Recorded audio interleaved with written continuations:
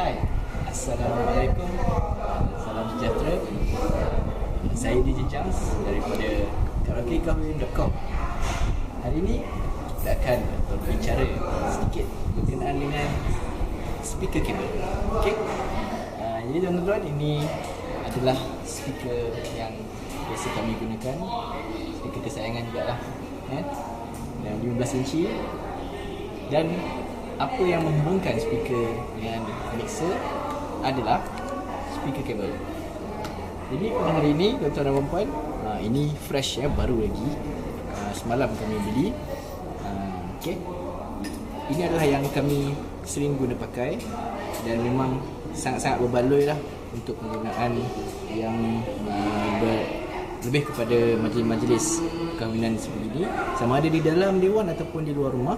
Kami akan menggunakan kabel seperti ini kerana kualiti bunyi dan juga kemudahan kami untuk memasangnya.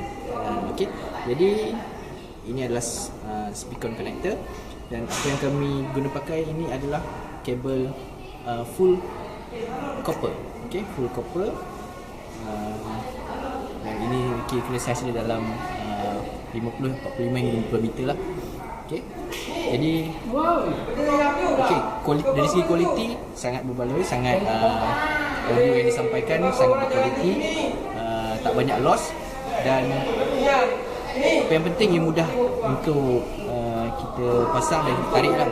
Jadi mudah kita sorokkan di celah-celah sama ada di bawah almari ataupun di bawah kapet, dan yang penting kemas. Jadi tidak nampak berselerak, dan kita akan dapat menaikkan lagi image kita lah, kita seperti kerja kita yang sangat kemas. Jadi orang akan lebih suka dengan hasil kerja yang kemas. Itu salah satu objektif kami lah. Okey. Jadi boleh saya tunjukkan lagi.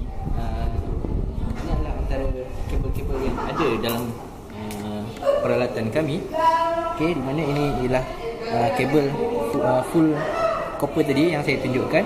Dia sangat mudah dilentur, sangat tahan lasak lah, boleh kata tahan lasak. Andai kata, saya pasti kalau dilenyek oleh kereta, tayar kereta sekalipun, dia tidak mudah hancur lah.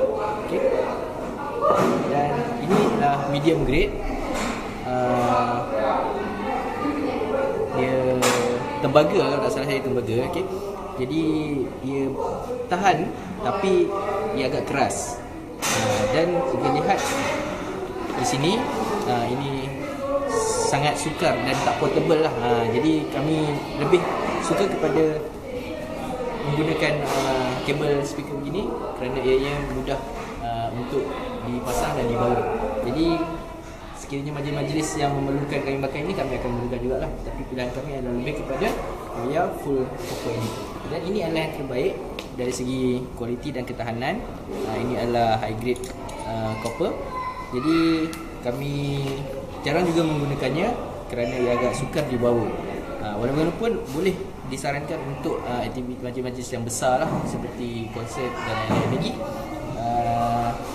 Itu dia kualiti bunyi dia yang terbaik, dan ketahanannya juga. Okay. High grade. Dan ini sekali lagi full copper pilihan kami. Jadi teruskan menonton dan melihat artikel di dalam blogs karaokekahwin.com/blog. Terima kasih daripada saya, DJ Chance, dan Assalamualaikum.